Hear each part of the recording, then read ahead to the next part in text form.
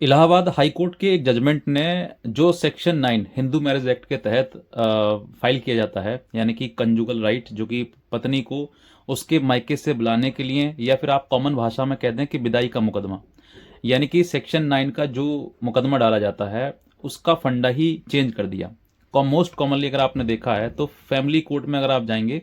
तो वहां पर जो सेक्शन 9 का मुकदमा दायर किया जाता है वो अपनी पत्नी को बुलाने के लिए दायर किया जाता है। यानी कि पति परेशान है, वो काफ़ी प्रयास किया जा रहा है उसको बुलाने के लिए, वो सामाजिक रूप से उसने बुलाने का प्रयास किया,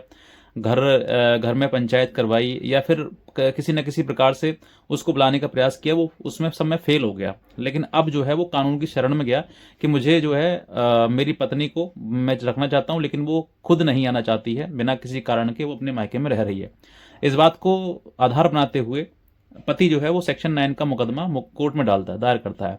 उसके बाद वो लड़ता है, काफ़ी सालों तक वो पत्नी नहीं आती है, तो फिर कोर्ट जो है पति को पति के फेवर में एक्स पार्टी जजमेंट कर दिया जाता है। या फिर लड़ा, उसने पत्नी ने लड़ा, लड़ने के बाद भी उसने मना कर दिया कि मैं नहीं रहूंगी, साथ में नहीं रहना चाहती हूँ, नहीं जाऊंगी, तो फिर कोर्ट जो है वो फैमिली कोर्ट जो है परिवार के पति के फेवर में जजमेंट पास कर दी है। अब इसी आधार पर जब ये जजमेंट पास करती है, अब इस आधार पर वो पत्नी नहीं आती है, तो फिर पति के पास एक राइट बन जाता है सेक्शन 125 का क्लॉज 4, यानी कि वो बिना कारण के अपने घर पर रह रही है और वो कोर्ट के कहने पर भी नहीं आ रही है। अब ऐसे में जब सेक्शन 125 सीआरपीसी का क्लॉज 4 बन जाता है, तो ऐसे में पति के पास एक राइट बन जाता है कि अब वो मेंटेनेंस देने का हकदारी नहीं है, यानी कि पत्नी को मेंटेनेंस नहीं देगा। अब इस बात पर मेंटेनेंस नहीं देगा तो फिर जो पत्नी मेंटेनेंस मुकदमा डाले, क्योंकि मुकदमा तो डालेगी, वो मुकदमा मेंटेनेंस का दायर करेगी कि मुझे मेंटेनेंस चाहिए, लेकिन मुझे पति के साथ रहना नहीं है, वो ये भी कहेगी। तो अगर पत्नी नहीं रहेगी तो फिर वो मेंटेनेंस की हकदारी नहीं है। तो ऐसे में एक ऑनरेबल हाई कोर्ट का जजमेंट आया है जिसमें पत्नी ने मुकदमा नीचे निचली अदालत फैमिली कोर्ट में दायर किया, और दायर करने के बाद जो है उसने जो पति पक्ष का वकील था उसने कहा कि साहब ये बिना कारण के अपने घर पर रह रही है और लगातार इसको बुलाने का प्रयास किया, हमने सेक्शन 9 का भी मुकदमा दायर किया, लेकिन ये फिर भी उसके बाद नहीं आ रही है और ये कोर्ट का कहना भी नहीं मान रही है। तो इस आधार पर फैमिली कोर्ट ने जो है, निचली अदालत मतलब फैमिली कोर्ट ने इसके पत्नी के जो भरण पोषण का जो मुकदमा था उसको डिसमिस कर दिया, और डिसमिस करने के बाद जैसे डिसमिस हुआ वैसी पत्नी पहुंच गई हाई कोर्ट में कि साहब ये मुकदमा जो है वो गलत डिसमिस किया गया है और मुझे मेंटेनेंस दिलवाया जाए। तो पत्नी के पास एक बच्चा था और खुद स्वयं पत्नी थी। तो इस आधार पर हाई कोर्ट ने काफ़ी उन चीज़ों को देखा कि गो थ्रू हुआ कि किस तरीके से हाई कोर्ट ने उस चीज़ को लिए सेक्शन 125 सेक्शन सब क्लॉज 4 को आधार बनाकर लोअर कोर्ट ने डिसमिस कर दिया। इन सब चीज़ों में देखा तो दोनों पक्ष में कि लड़की के पक्ष ने कहा कि इसको मेंटेनेंस देना चाहिए क्योंकि ये गलत जजमेंट पास किया गया है, और पति पक्ष ने कहा कि साहब इसने बहुत सारी चीज़ों को छिपाया है, झूठ बोला है और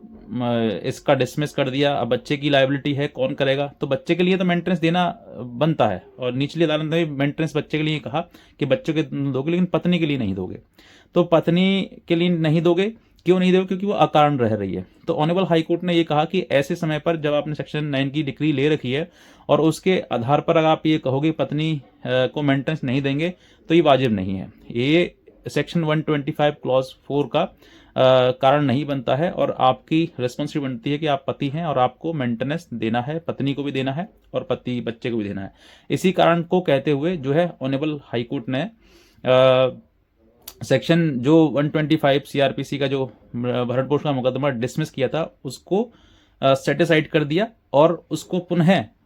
दोबारा से उसको डिसाइड करने के अदालत दे दिया, रिमांड बैक उसको कर दिया। अब ऐसे परिस्थिति में देखिए जो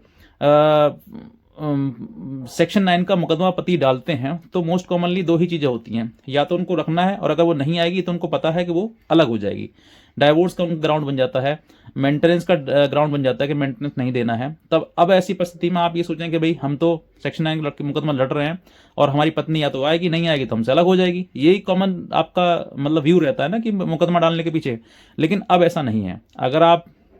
ने ये मुकदमा, ये जजमेंट अगर आप देख लिया, आप सोचोगे कि हाँ सेक्शन 9 का मुकदमा डालने से कुछ नहीं होता है। देखिए परिवार किसी भी मुकदमा के, किसी भी कानून के तरीके से नहीं चलता है। परिवार दोनों की इच्छाओं के अनुसार चलता है। पति अगर चाहता है कि मुझे रखना है पति के साथ, पत्नी के साथ रहना है, तब वो रहेगा। पत्नी को कहना है कि हाँ मुझे रहना है, तो दोनों की कहीं ना कहीं रजामंदी से ही रिश्ता बनता है। अगर दोनों में से कोई एक व्यक्ति रजामंदी नहीं है, या उसके चाल चलन गलत है, या फिर वो नहीं रहना चाहता है, तो देखो कितनी भी आप कानूनी प्रक्रिया कर लीजिए, कितना भी आप घर नहीं बसा पाओगे। दूसरा, जब आप कोर्ट आते हैं, जब आप कोर्ट में अपनी अर्जी लेकर आते हैं, जब कहते हैं सर मेरे साथ में इस तरीके से हो रहा है, वैसा हो रहा है, तो देखिए अगर आप कोर्ट तक पहुंच गए हैं तो मैं कहता हूं रिश्ता आपका कोर्ट आने से पहले टूट चुका है। अब तो सिर्फ आपको वही धूल में लठ मारना है, अगर लग गया तो लग गया, अन्यथा टूटा तो पड़ा है ही है। तो वही चीजें हैं कि रिश्ता आपका कानून कोर्ट कचहरी के वजह से नहीं चलेगा, आपको खुद स्वयं उस मुकदमे को, उस घर को, परिवार को चलाना होगा। दोनों की रजामंदी है तभी चलेगा, वरना आप निचली तला से लेकर ऊपर तक कितना भी लड़ लीजिए, कहीं पर भी कितना भी कुछ कोर्ट कचहरी लगे, अगर एक का मन नहीं है रहने का तो गाड़ी नहीं चल पाएगी, रिश्ता नहीं चल पाएगा, आपका रिश्ता खराब होना ही होना है। तो ऐसे परिस्थिति में आपको, आप जो पति पक्ष चाहते हैं कि भाई हमें एक सपोर्ट मिल जाएगा, हमें एक ऑर्डर मिल जाएगा, तो आपका वो ऑर्डर कहीं ना कहीं निरर्थक हो जाएगा और आने वाले समय में वो चीज़ें भी खराब हो जाएंगी। तो इसलिए रिश्ता बना सकते हो तो कोर्ट से बाहर बनाओ, out of the court settlement करो, जो भी है, साथ रहना अलग रहना है, बाहर के बाहर। लेकिन अगर आप एक बार कोर्ट आ गए तो फिर देखो कोर्ट के प्रक्रिया जो होती है उसमें कई लोग सम्मिलित हो जाते हैं, आपके रिश्ते के बीच में कई लोग सम्मिलित हो जाते हैं, आपका वकील, उसका वकील, आपके समाज वाले, उसके समाज वाले, आपके घर वाले, उसके घर वाले, फिर जज साहब, तमाम लोग जो है वो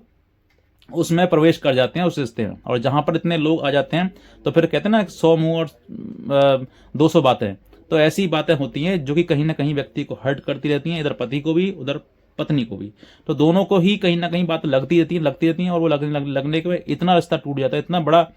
छोटी सी बात को फितूर बन जाता है कि वो कैंसर की तरह